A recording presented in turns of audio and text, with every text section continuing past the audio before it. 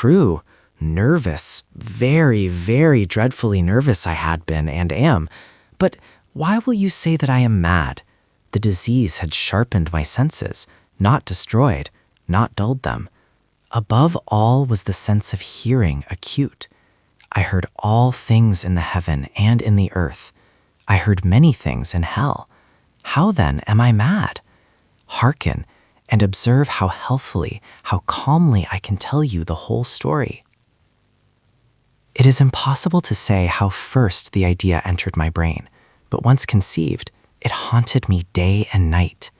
Object there was none, passion there was none. I loved the old man. He had never wronged me. He had never given me insult. For his gold I had no desire. I think it was his eye. Yes, it was this. He had the eye of a vulture, a pale blue eye with a film over it. Whenever it fell upon me, my blood ran cold, and so by degrees, very gradually, I made up my mind to take the life of the old man and thus rid myself of the eye forever. Now this is the point. You fancy me mad. Madmen know nothing, but you should have seen me. You should have seen how wisely I proceeded, with what caution, with what foresight, with what dissimulation I went to work. I was never kinder to the old man than during the whole week before I killed him, and every night, about midnight, I turned the latch of his door and opened it, oh so gently. And then, when I had made an opening sufficient for my head, I put in a dark lantern, all closed, that no light shone out, and then I thrust in my head.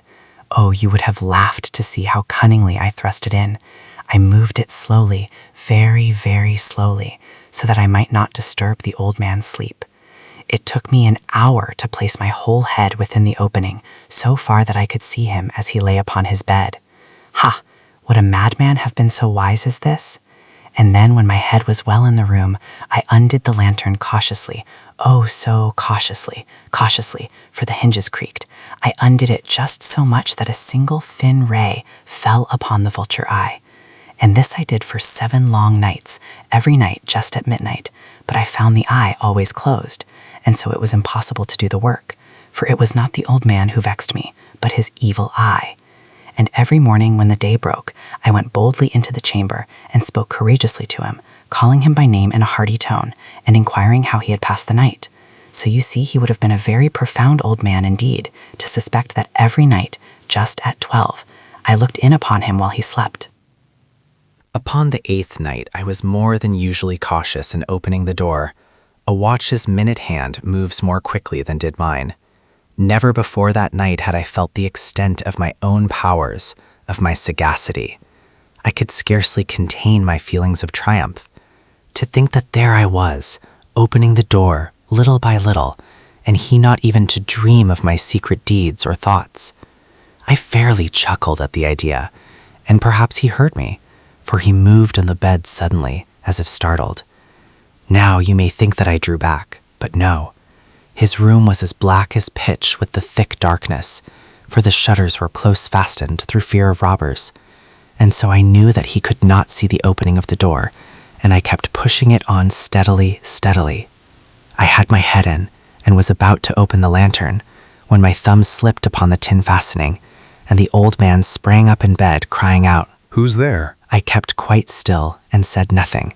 For a whole hour I did not move a muscle, and in the meantime I did not hear him lie down. He was still sitting up in the bed listening, just as I have done night after night, hearkening to the death watches in the wall. Presently I heard a slight groan, and I knew it was the groan of mortal terror. It was not a groan of pain or of grief, oh no.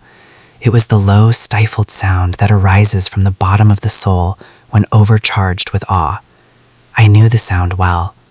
Many a night, just at midnight, when all the world slept, it has welled up from my own bosom, deepening with its dreadful echo the terrors that distracted me. I say I knew it well. I knew what the old man felt and pitied him, although I chuckled at heart. I knew that he had been lying awake ever since the first slight noise, when he had turned in the bed.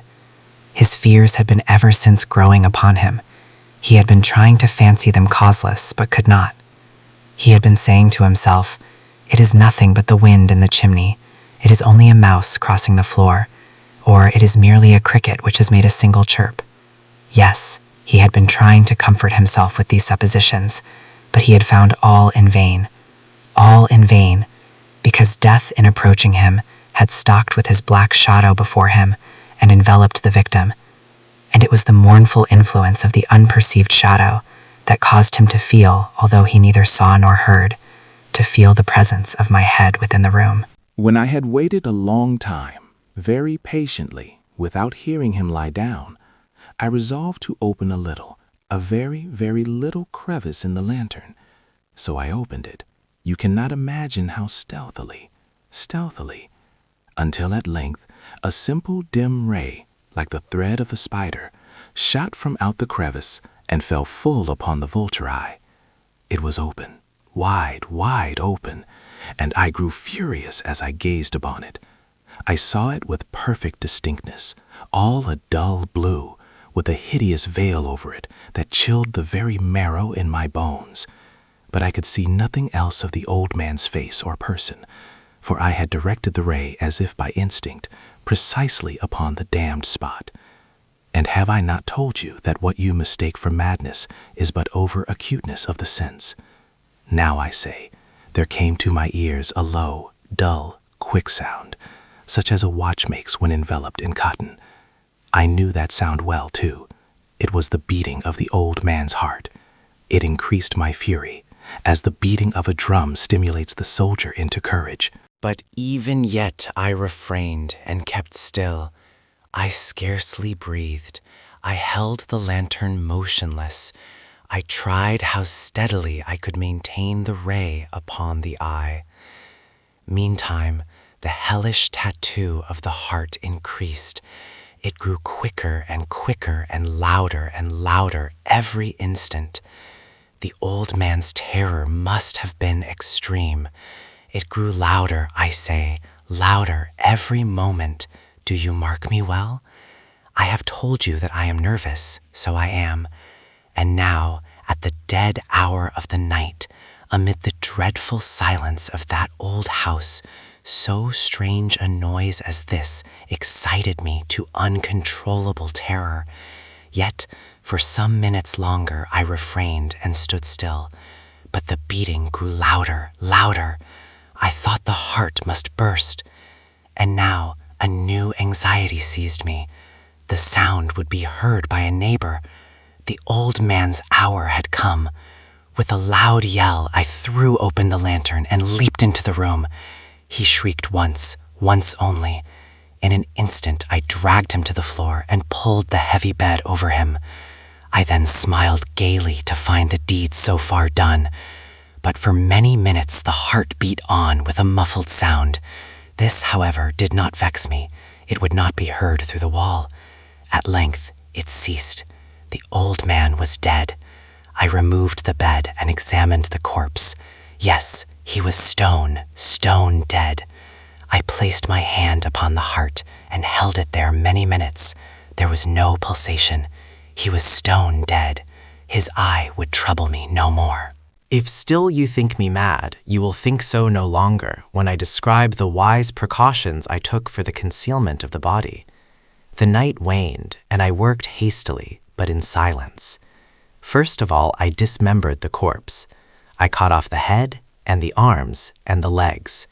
I then took up 3 planks from the flooring of the chamber, and deposited all between the scantlings. I then replaced the boards so cleverly, so cunningly, that no human eye, not even his, could have detected anything wrong.